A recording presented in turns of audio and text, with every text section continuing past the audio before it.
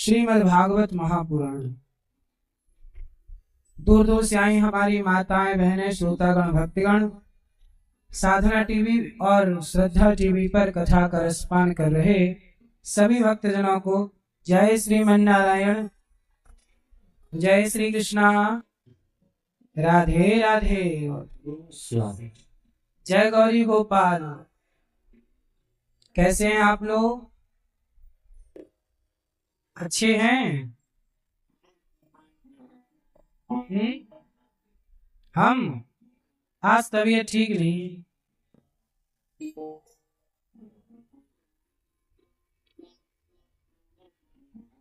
गला थोड़ा बैठा हुआ है। फिर भी आप शांति से सुनेंगे तो प्रयास करेंगे सुनाने का। आज शांत रहिएगा क्योंकि आज गला थोड़ा बैठा है। सुनिएगा प्रेम से। भगवान की कृपा हम सब पर है। कार्तिक का माह चल रहा है। हमारे श्री योगेंद्र शर्मा जी, मैया श्रीमती सुमन, सुमन मतलब पुष्प, सुंदर मन। सुमन किसे कहते हैं?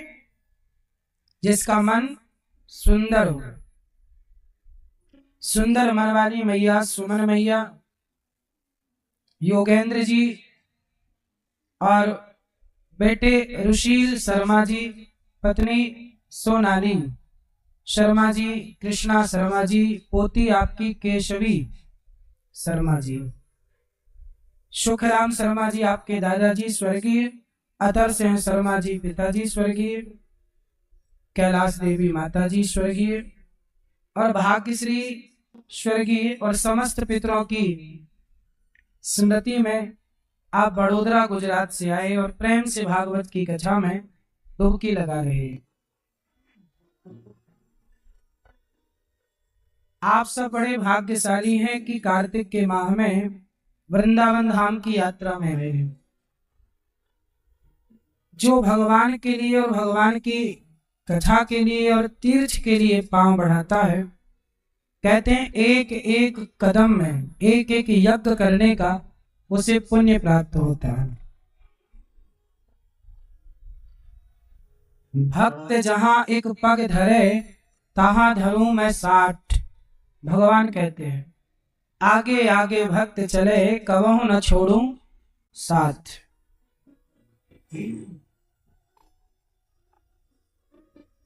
तो भगवान की कथा के लिए आप जितने लोग आए हैं, आप सब बड़े भाग्य जी के पोथी पाठ होंगे।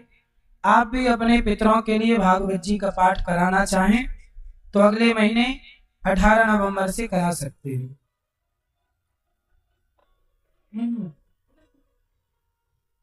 भागवत की कथा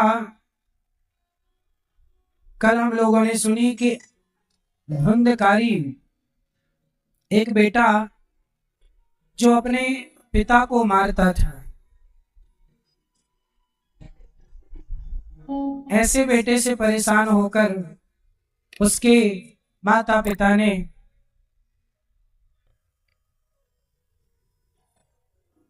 भगवान की प्राप्ति की और धुंधकारी मारा गया।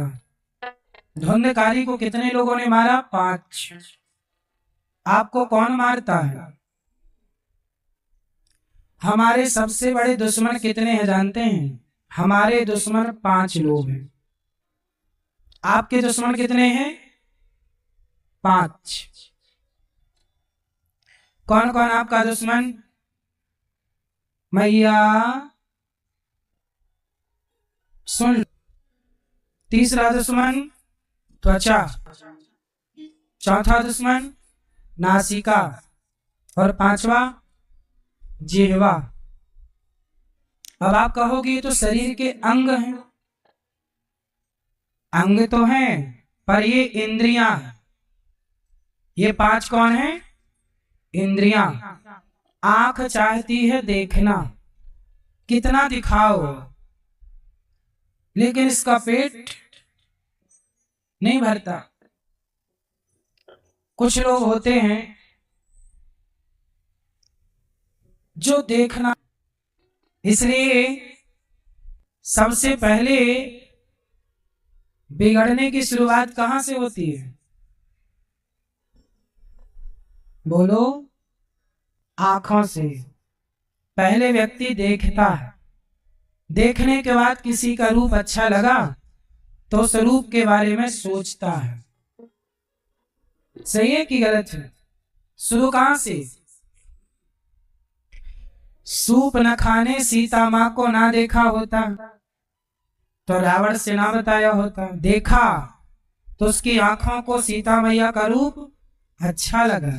रावण से बोलती एक बार तू भी देख, तेरे योग्य है। रावण गया और सीता मैया को केवल देखा। शुरुआत कहां से हुई? आंखों से।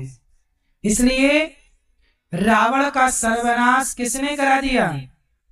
रावण की गलत आंखों ने। यदि आंखें बिगड़ जाएं तो नाश करा देती। इसलिए आंखों को कंट्रोल। देखने को बहुत कुछ है, पर हमें क्या देखना चाहिए?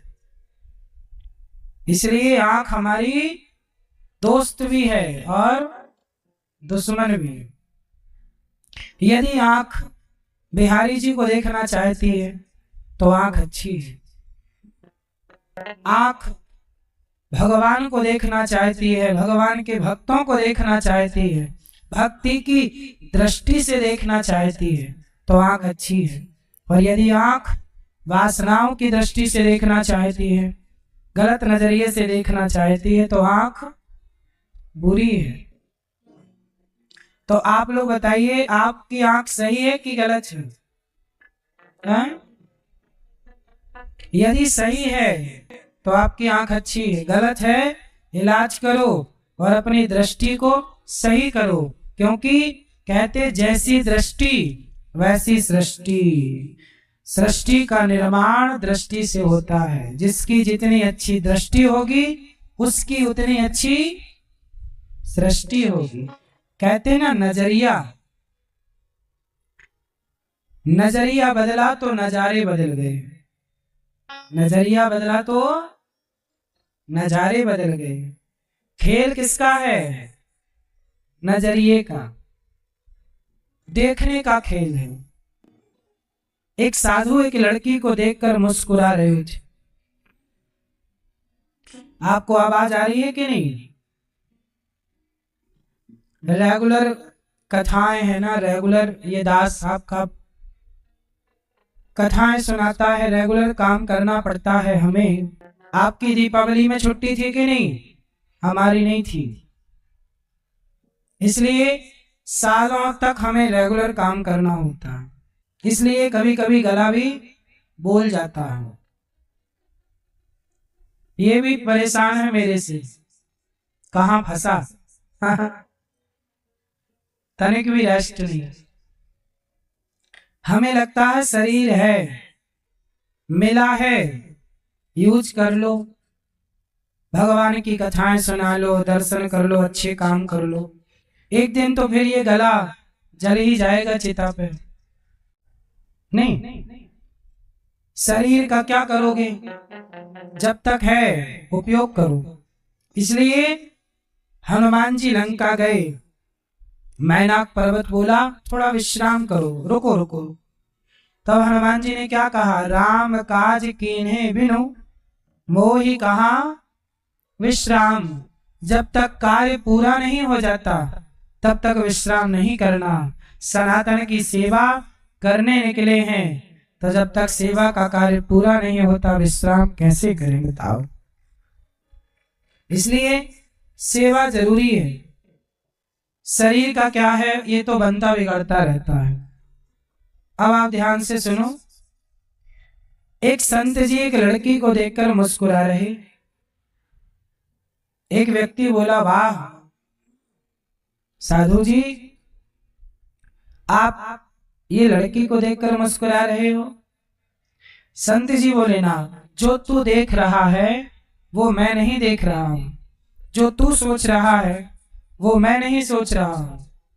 देखो, एक ही चीज को दो लोगों ने देखा। एक ही लड़की थी, साधु ने भी देखा और एक व्यक्ति ने भी देखा। एक लड़की को दो लोगों ने देखा, पर दोनों के नजारे, दोनों की सोच अलग थी। साधु बोले, जो तू सोच रहा है वो मैं नहीं सोच रहा, और जो मैं सोच रहा वो तू सोच नहीं पाएगा। तो क्या सोच रहे हो? साधु बोले कि जो अजर हुए अदब तेरे देखते हैं, वो शेर कत्ल पहले अपना देखते हैं। ना मतलब है तुझसे, ना मतलब है तुझसे, ना सूरत से तेरी, हम तो सिर्फ कन्हैया तेरी कलम देखते हैं। हमने तो केवल ये देखा है कि जिस परमात्मा ने इस लड़की को बनाया है, जब ये लड़की इतनी सुंदर है तो इसे बनाने वाला भगवान कितना सुंदर होगा। आप केवल लड़की की सुंदरता देखते हो, आप केवल प्रकृति की सुंदरता देखते हो, आप केवल पशु पक्षियों की सुंदरता देखते हो, पर साधु ये देखता है कि जब ये इतना सुंदर है तो इसे बनाने वाला यहां से वहां कनेक्ट हो गया, और आप लोग यहीं कनेक्ट होते हैं। इसलिए आंखों का खेल है, इसलिए आंख हमारी सबसे बड़ी दुश्मन है। यदि गलत है तो, और सही है तो दोस्त है। दूसरा कान, कान, कान दोस्त है कि दुश्मन है? कान, कान यदि निंदा सुनने के आदी हो गए तो कान क्या हो गए? दुश्मन। कान क्या सुनते हैं? निंदा। यदि कान से कथा सुनाई जाए भगवान की तो कान सबसे अच्छे हैं, और यदि कान केवल निंदा चुगली के लिए हैं तो चूहे के बिल की तरह कान है। कानों का क्या यूज है? क्या मतलब है कानों का? कान यदि संसार की केवल चुगली और निंदा, निंदा आप लोग क्या सुनते हैं? उसके निंदा, उसके बारे में क्यों? कोई कैसा है, हमें क्या करना? कई लोग बोलते हैं ये व्यक्ति बहुत बुरा है, तुम्हारा पड़ोसी बुरा है, ये बुरा है बुरा, हमें क्या करना? आप बहुत बुरे हैं, हमें क्या करना? आप बहुत बुरे हैं, हमें क्या करना? आप बुरे हैं तो अपने लिए बुरे हैं, किसी और के लिए बुरे नहीं है। आपकी बुराई से आपका नुकसान है, आपकी बुराई से और किसी का कुछ नुकसान ना होगा। बिगाड़ोगे तो आप अपना ही बिगाड़ोगे, दूसरे का क्या बिगाड़ोगे? इसलिए हम क्यों किसी की बुराई देखें? देखना चाहिए कि नहीं? आप लोग किसी की बातें ना किया करो। आपको क्या लगता है? अच्छा बताओ, निंदा सुनना पाप है कि पुण्य है? कैसा पाप है? आप जिसकी निंदा सुनते हो उसका पाप आपके ऊपर आ जाता है। इसकी एक कथा है, कहो तो सुनाऊं? सुनाओ। एक राजा थे,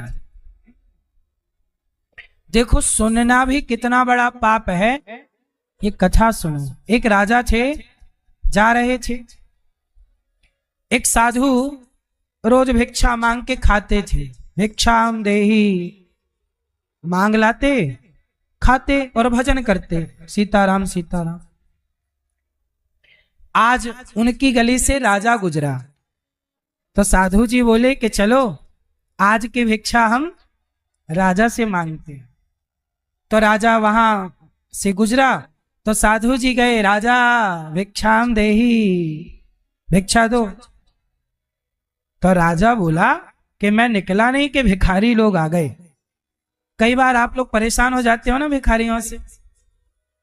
जहां गाड़ी खड़ी हुई चौराहे पर वहीं आ जाते हैं लोग, भैया दे दो दे दो। कांच खोलने का मन भी नहीं करता आपका। कई बार राजा भी परेशान, राजा से मांगने वाले बहुत। साधु पहुंच गए, राजा भिक्षा। तो राजा गुस्सा हो गया और तभी वहां पर घोड़े की लीद राजा का रथ था, घोड़ा ने लीद की। जैसे गाय का गोबर होता है ऐसे घोड़े की क्या होती है, गाय के गोबर बोला जाता है, गोबर। ऐसे घोड़े की लीद पड़ी थी। तो राजा ने भिक्षा में वो एक तसला लीद दे दी। लो, साधु जी बोले चलो आज घोड़े की लीद मिली है। ले गए साधु, अपनी कुटिया के आगे डाल दिया कि राजा ने दिया है। अब राजा चले घर। 1 महीने बाद राजा ने नगर का फिर भ्रमण किया तो देखा कि लीद का पहाड़ लगा हुआ है। किसका पहाड़? लीद का। घोड़े के उस मल का पहाड़ लगा। वहां एक साधु भजन कर रहे, राम राम राम राम सीता राम सीता। राजा गए, महाराज अच्छा राजा पहचाने नहीं कि वही साधु है जो कभी मेरे से भिक्षा लेने आया। राजा तो राजा बोले महाराज जहां भजन कर रहे हो ये इतना पहाड़ लगा है लीद का, क्या है ये? साधु बोले राजा ये सब लीद है। कहां से आई इतनी? हमारे यहां तो इतना घोड़ा है ही नहीं, कितनी लीद हो? महाराज आपने हमें भिक्षा में लीद दी और व्यक्ति जो देता है उसका वही कई गुना बढ़ता है। तुमने अन्न दिया होता अन्न बढ़ता, धन दिया होता धन बढ़ता। तुमने हमें भिक्षा में लीद दी, तुम्हारा क्या बढ़ रहा है?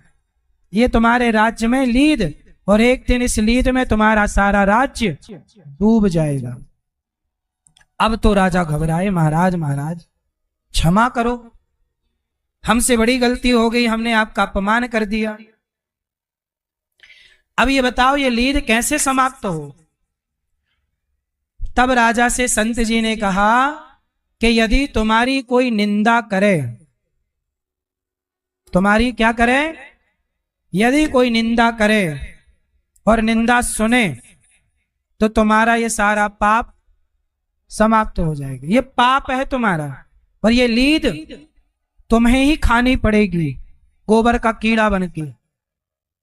अब तो राजा डरा, क्या करूं क्या करूं? बोले निंदा। अब राजा बोले कैसे निंदा हो? प्लान बनाया कि गांव में एक पंडित जी थे, उनकी एक जवान लड़की थी। उस जवान लड़की को राजा ने अपने रनिवास में रखा। जहां रानी रहती थी उसकी जवान लड़की को। अब पंडित जी गए कि महाराज मेरी लड़की आपके यहां आई थी आज सवेरे, अब वापिस करो, शाम हो गई। तो राजा ने नहीं लौटाया, नहीं तेरी लड़की अब हमारे पास रहेगी। अब तो पंडित जी बोले राम राम, राजा की नियत खराब हो गई। अच्छा राजा उस लड़की को अंदर तो रखा था पर वो सुरक्षित रखा था अपनी बेटी की तरह, लेकिन वो पंडित जी को बोल दिया कि नहीं अब वो हमारी है, जा। अब पंडित जी गांव में जाके भैया राजा बड़ा पापी है, हमारी जवान बेटी को रख लिया। अब भैया पूरे नगर में राजा की क्या होने लगी? निंदा। और राजा चाहता भी यही था कि लोग हमारी निंदा करें। अब सारे ऐसी बातें तो कानों कान फैलती हैं, अरे राजा तो बिगड़ गया, वो फलाने की जवान बेटी रख लिया। अब जहां चौराहे नुक्कड़ घर पे लोग बैठे राजा की बुराई करें, सुने भी और बोले भी। एक बोले दूसरा सुने। राजा को सुना तुमने? अरे राजा तो बिगड़ गया, जवान लड़की को रखा है फलाने की लड़की को, रात को लौटी नहीं, बड़ा दुष्ट राजा है। अब सारे बुराई करने लगे। 10 दिन के अंदर राजा फिर वापस गया तो देखा कि वहां जो लीद का पहाड़ था समाप्त हो गया। राजा बोले महाराज ये लीद कहां गई? बोले जिन जिन ने तुम्हारी निंदा की है सारा उनके खाते में चली गई। पर एक तसला अभी बची है। कितनी बची है? एक तसला, एक तगाड़ी बची है। ये तुम्हें खानी पड़ेगी गोबर का कीड़ा बन के। गोबर का कीड़ा होता है ना काले कलर का, वो गोबर खाता है।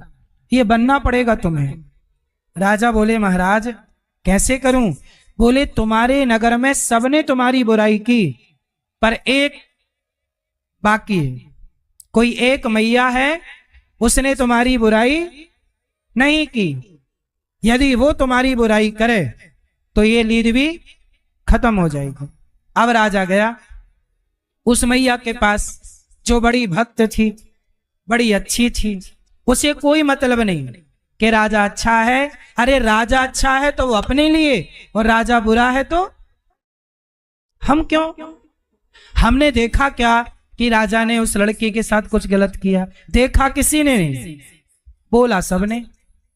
कई बार आप सच को जानते नहीं हैं पर आप बोलते हैं।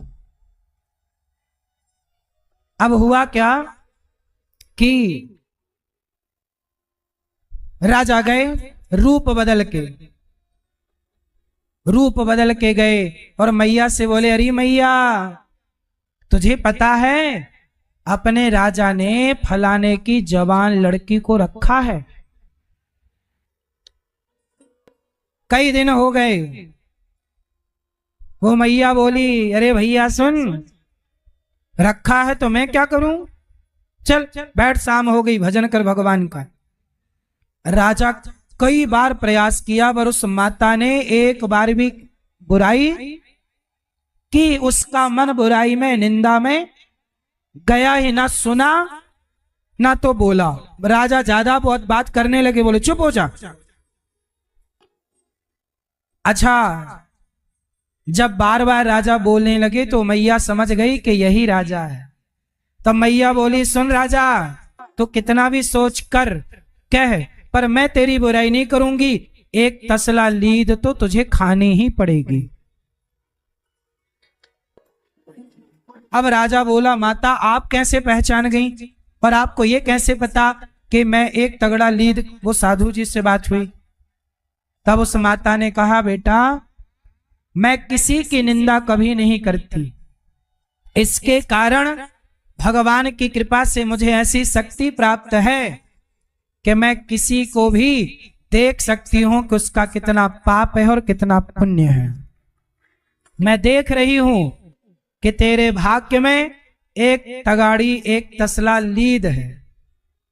तूने कोई पाप नहीं किया आज तक, पर तूने किसी संत को भिक्षा में तूने अन्न दिया होता तो तेरा अन्न बढ़ जाता, पर तूने क्रोध में आकर एक संत का अपमान कर दिया और उसे घोड़े की लीद दे दी। कोई साधु लीद खाएगा क्या? कोई तुम्हारे घर भिक्षा मांगने आए और तुम उसे गोबर दे दो, लीद दे दो, ये क्या धर्म है तुम्हारा? तुम राजा हो, क्या ये तुम्हारा धर्म था? अब तुमने राजा हो के पाप किया है तो पाप भोगेगा कौन? अब तुम्हें अगले जन्म में वो एक तगाड़ी लीद फिनिश करने कीड़ा बनना पड़ेगा, कोई चारा नहीं। साधु के पास राजा आए, महाराज क्या करूं, क्या करें भाई? अवश्यमेव भोक्तव्यम, भोगना पड़ेगा। तो चलो सारा पाप तो खत्म हो गया ना, एक पहाड़ बन गया था। इसलिए जब आप किसी की चुगली, बुराई, निंदा करते हो तो उसका पाप आपके सिर पर आ जाता है और आप भोगते हो उसका पाप। राजा का पाप किसने भोगा? प्रजा ने। सबके खाते पे एक एक तगाड़ी आ गई। इसलिए हमें क्या फायदा? कोई गलत है तो है, सही है तो है, हमें क्या करना? हम क्यों अपना टाइम वेस्ट करें किसी की बात करके? हम अपनी बात करें। इसलिए कबीरदास जी कहते हैं बुराई देखनी है तो किसी की नहीं, बुरा जो देखन मैं चला, बुरा ना मिलिया कोई, जो दिल खोजा आपना, हमसे बुरा ना कोई। हम ही सबसे बुरे हैं। अपनी बुराई कोई नहीं देखता, दूसरे की बुराई हम भी तो बुरे हैं, हमारे में भी लाख कमियां हो सकती हैं, लेकिन अपने अंतर्मुख में कोई नहीं झांकता। इसलिए आंख गलत देखे तो दुश्मन, कान गलत सुने तो दुश्मन, वाणी राजा की निंदा की, वाणी से पाप के भागी सारे बने, कान से निंदा सुनी पाप के भागी सारे बने। इसलिए ना कानों से सुनो ना वाणी से क्या बोलना, भगवान का नाम बोलो, सही बात बोलो, अपने परिवार का ख्याल रखो। क्यों तुम्हें पड़ोसियों की बातें करनी है, क्यों तुम्हें परिवार की बात करनी है, और बात करके तुम्हें मिलना क्या है? कोई फायदा हो तो मुझे बताओ, पैसे बढ़ रहे हो तो बताओ, बैठे बैठे पाप और कमा रहे हो। इसलिए आजकल का व्यक्ति पाप करता कम है, हाथ से बोलने का पाप ज्यादा है, निंदा चुगली सुनने का और बोलने का। और तीसरा पाप देखने का। भीष्म पितामह ने आंखों से देखा था द्रौपदी के कपड़े उतरते, देखना भी तो पाप था ना। सामर्थ्य थी तो रोका क्यों नहीं? तो पहला आंख, दूसरा कान, तीसरा जिह्वा और चौथा नाक।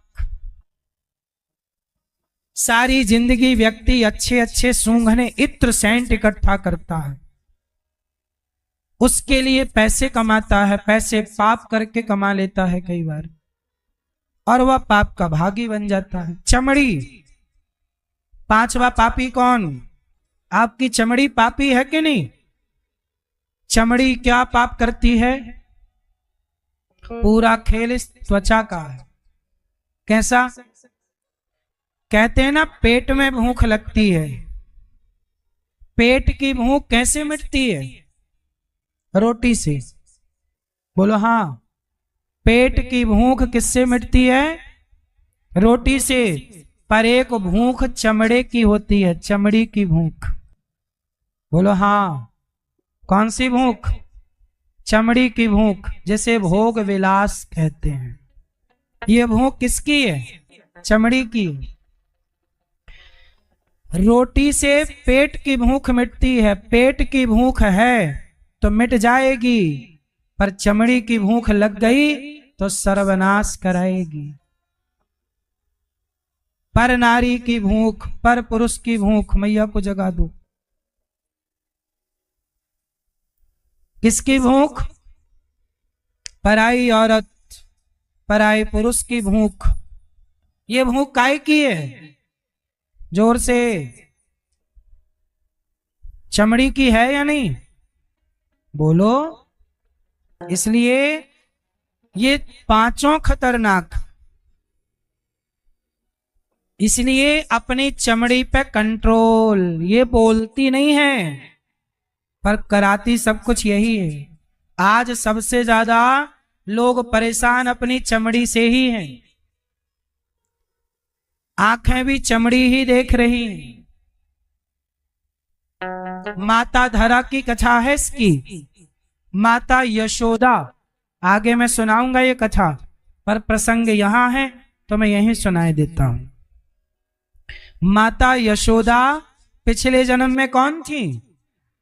धरा। इनका नाम था धरा। जब भगवान कृष्ण माता यशोदा का दूध पिए तो परीक्षित जी ने सवाल किया कि भगवान सबका पेट भरते हैं, पर आज माता यशोदा जगत के पालनहार का पेट भर रही है दूध पिला के। आखिर माता यशोदा ने कौन सा पुण्य किया होगा कि जगत के पालनहार इनके बेटा बनकर आए? तब सुखदेव जी ने कथा सुनाई कि माता धरा, माता यशोदा पिछले जन्म में धरा थी, और इनके द्वार पर जब कुछ संत आए तो इनके घर में अन्न का दाना नहीं था। ये संतों की सेवा करती थी, पर आज इनके घर में कुछ नहीं और संत आ गए। तो ये किसी से उधार पैसा मांगने गई कि भैया मैं चुका दूंगी तो मुझे उधार दे दे। साधु द्वार पर खड़े। तो जिसके द्वार पर गई उसने क्या बोला कि तुम बहुत सुंदर हो, यदि तुम अपने स्तन हमें दे दो तो हम तुम्हें पैसा देंगे। सौदा कर लिया ना उसने कि हम तुम्हें पैसे देंगे, तुम हमें अपना चमड़ा दे दो, चमड़ी।